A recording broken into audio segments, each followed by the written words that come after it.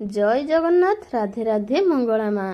तो आज चलतु बनइबा मटन रेसिपी नुआ स्टाइल मटन रेसिपी जहाँकि बंधु बांधव मैंने थरे खाइले निश्चित पचारि एटा आपण मैंने केमिति बनइचंदी। तो चलतु आ डेरी न करी आमे एटी प्रस्तुत करइबा। तो एठी मु किछि जीरा किछि लवंग सुखिला स्टार किछि गोलमरिच किछि शिमला मिर्ची सब किछि नै कि मु एठी गरम मसलार जेतिक भी आमर सामग्री सब कुछ नहीं मु आमर पेस्ट करछि। सेतिरे किछि अदा किछि रसुण देकी ताकू टिके पानी देकी ताकू भलो भाबे हमें पेस्ट करके प्रथमे रखिदबा। एबे चलतु आमे बनइबार प्रोसेस आरंभ करिबा। तो एबे हमर पेस्ट तैयारी संपूर्ण तैयारी गेला। एठी मु नेइछि आधा केजी तेल। तो 500 ग्राम रो तेल को मु भलो भाबे गरम कर नेइछि। हाई फ्लेम रो गरम कर साला परे मु एठी केजी मटन नेइछि। मटन यूज करछि। तो मटन को आमे भलो भाबे धोई कि मु एठी रखितिली ताकू से गरम तेल रे 5 मिनिट पई भलो कि भाजीबा। तो देखंतु भलो भाजी आसला पर देखिबे मु केमिति रेसिपी रे प्रस्तुत करछि। संपूर्ण टिप्स को तार मन रखंतु एवं फॉलो करंतु। वीडियो टी स्क्वाड स्किप हे जिवो तो सेथि पई आपण माने बंधु मानको पाखकू शेयर मध्य करिकि रखितांतु।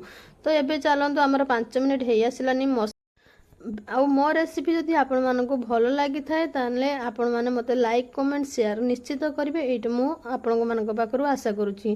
तो एबे हमर 5 मिनिट मध्ये हेई आसिलानी देखंतु केते सुंदर भाबे हमर मटन टी तेल रे भलो भाबे भाजी जी। हाई फ्लेम रे ताकू धीरे धीरे करके भाजीबे 5 रु 7 मिनिट पर्यंत धीरे धीरे करी भाजीबे जा फल रे सेथिरे थिबा आमिष स्मेल टी मध्ये कटि जाय थाए।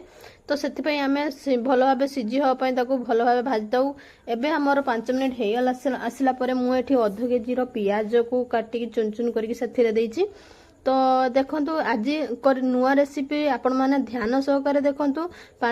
500 ग्राम पियाज को मध्य सेथिरे मु ऐड करछि ताकू भी मध्य 5 रु 10 मिनिट पई भलो भाबे भाजी दबा। तो देखो से मटन सहित ही पकेबे मसला को अलग कसिबे नहीं। तो मु जेमिति करछि सेमिति टिप्स को फॉलो करंतु। केते सुंदर भाबे हमर मसला मध्य रेडी होला।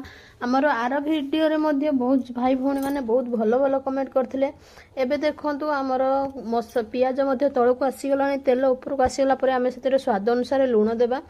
तो पियाज आपण माने जानि परिबे पियाज हेइछि कि नहीं। तो हेइ साला पर देखंतु केते सुंदर भाबे पियाज तळ मेल्ट हे जाइतला। तो एबे हमें सेतिरे लूण देकी ताकू भलो भाबे गुळै देबा। गुळै साला पर देखंतु ताकू 2 रु 3 मिनिट भलो भाबे गुळै साला परे मध्य तार कलर भलो भाबे चेंज हे जिवो। तो आपण मानक घरे केमिति रेसिपी तयारी हुए मटन रेसिपी आपण माने मते कमेंट करी निश्चित जणाइबे।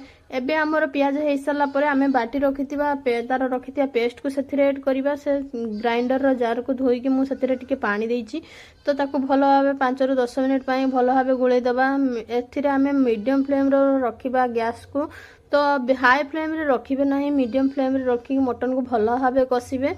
तो एबे चलंतु आमे किछि भलो भलो कथा कहबा। आर वीडियो रे मु जो वीडियो रे कमेंट करथिले भाई भौणी माने बहुत भलो भलो कमेंट देथिले कि दीदी थैंक यू। बहुत सारा भलो पाइबा मध्ये देथिले। एमिति भलो पाइबा मो वीडियो रे जारी रखितांतु। आपण मानको भलो पाइबा पई मु एमिति नुआ नुआ वीडियो निश्चित आनिबी। तो जो मानकर जो वीडियो दरकार मते कमेंट करके निश्चित जणाइबे देले मु सेही वीडियो आपण मानको पाखु निश्चित नै कि आसीबी। आ आज रो मोर मटन रेसिपी केमिति लागुची ता भी मध्ये आपण माने मते कमेंट करके जणाइबे। आगर मु बहुत सारा रेसिपी पकेछि से केमिति लागिला मते कमेंट करी निश्चित जणाइबे। एबे चलंतु तार टिप्स आरंभ करिबा। एठी मु धनिया पाउडर 1 चामच हळदी आधा चामच लंका गुंड 1 चामच कलर लंका गुंड 1 चामच पकेकि ताकू भलो भाबे गुळै दिछि।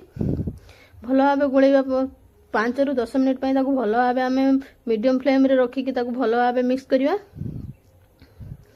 तो आपण मानकर भल पाइबा मो प्रति एमिति ही जारी रही थाउ। तो एमिति भल पाइबा पाई मु ठाकुर पाखरे प्रार्थना करी कि आपण मानकर भल पाइबा एमिति थाउ। आपण मानकर सब किछि मनस्कामना मध्ये पूर्ण हो। तो चलंतु एबे हमर रेसिपी ऊपर टिके ध्यान देबा। तो आपण माने चाहिले एथिरे आलू भी मध्ये ऐड करि परिबे। आलू को आपण माने आगरु भाजी के रखि परिबे। तो एथिरे आपण माने आलू ऐड करि परिबे। मु एथिरे आलू ऐड करी नाही। तो ताकू देखंतु मसला हे सला परे हमर कलर मध्ये बहुत भलो भाबे हे आसिला। କେଉଁମାନଙ୍କୁ ମଟନ୍ ଖାଇବା ପାଇଁ ଭଲ ଲାଗେ ମୋତେ କମେଣ୍ଟ କରି ନିଶ୍ଚିତ ଜଣାଇବ। ଆଉ କେଉଁମାନଙ୍କୁ ଚିକେନ୍ ଖାଇବା ପାଇଁ ଭଲ ଲାଗେ ତା ବି ମଧ୍ୟ ମୋତେ ନିଶ୍ଚିତ ଜଣାଇବ। ତ କିଛି ଲୋକଙ୍କୁ ଏମିତି ବି ଥାଏ ମଟନ୍ ଖାଇବା ପାଇଁ ଭଲ ଲାଗେନି, କିଛି ଲୋକଙ୍କୁ ଏମିତି ବି ଥାଏ ଚିକେନ୍ ଖାଇବା ପାଇଁ ଭଲ ଲାଗେନି କିନ୍ତୁ ମଟନ୍ ଖାଇବା ପାଇଁ ଭଲ ଲାଗେ। ତ କେତେ ଜଣ ଏମିତି ଅଛନ୍ତି ସେଇଟା ମୋତେ କମେଣ୍ଟ କରିକି ନିଶ୍ଚିତ ଜଣାନ୍ତୁ। ଏବେ ଚାଲନ୍ତୁ ମୁଁ ସେଥିରେ ଗରମ ପାଣି 1 କପ୍ର ଏଡ଼୍ କରିଛି। ତ ଅଧ କେଜି ଗରମ ପାଣି ଏଡ଼୍ କରିଛି। ଥଣ୍ଡା ପାଣି ଦେଲେ ସେ ତାର ଟେଷ୍ଟ ଟିକେ ଠିକ୍ ହେଇନଥାଏ। ତ ଗରମ ପାଣି ଦେଲେ ସେ ସାଙ୍ଗେ ସାଙ୍ଗେ ଫୁଟଟା ଆଣିଥାଏ। ତ ତରକାରୀର ରେସିପିର କଲର୍ଟି ମଧ୍ୟ ବହୁତ ଭଲ ଆସିଥାଏ। ତ ସେଥିପାଇଁ ମୁଁ ଗରମ ପାଣି ଏଡ଼୍ କରିଛି। ଆପଣମାନେ ଯେତେବେଳେ ବି ମଟନ୍ ତରକାରୀରେ ପାଣି ଏଡ଼୍ କରିବେ ଗରମ ପାଣି ହିଁ ଏଡ଼୍ କରିବେ। ତ ଏବେ ଚାଲନ୍ତୁ ତାକୁ 20 ରୁ 25 ମିନିଟ୍ ପାଇଁ ମିଡ଼ିୟମ୍ ଫ୍ଲେମ୍ରେ ତାକୁ ଘୋଡ଼େଇକି ରଖିଦେବା। ତ ଏବେ ଦେଖିପାରୁଥିବେ ଆମର ଗ୍ରେଭିଟି କେତେ ସୁନ୍ଦର ଭାବେ ଆସିଲାନି। ଆପଣମାନେ ବି ଏମିତି ଘରେ ନିଶ୍ଚିତ ପ୍ରସ୍ତୁତ କରି ଖାଆନ୍ତୁ ଏବଂ ମୋ ସହିତ ନିଶ୍ଚିତ ସେୟାର କରିବେ। ଏବେ ଦେଖନ୍ତୁ କେତେ ସୁନ୍ଦର ଭାବେ ତାର ଗ୍ରେଭି ହେଇ ଆସିଲାନି।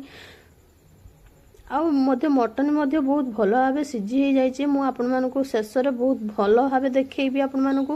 ଏବେ ଆମେ ତା ଉପରେ କିଛି ଧଣିଆ ପତ୍ର ଏଡ଼୍ କରିବା। ଧଣିଆ ପତ୍ର ଏଡ଼୍ କଲେ ତାର ଟେଷ୍ଟ ଆହୁରି ବହୁତ ଭଲ ହେଇଥାଏ।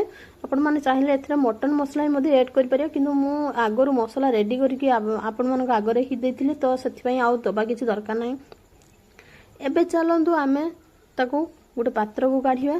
ଆଉ ଆପଣମାନଙ୍କୁ ମୁଁ ଏଠି ନିଶ୍ଚିତ ଦେଖେଇବି କେମିତି ଆମର ମଟନ୍ ସିଝିଛି, ଆପଣମାନେ ନିଶ୍ଚିତ ଦେଖିପାରିବେ।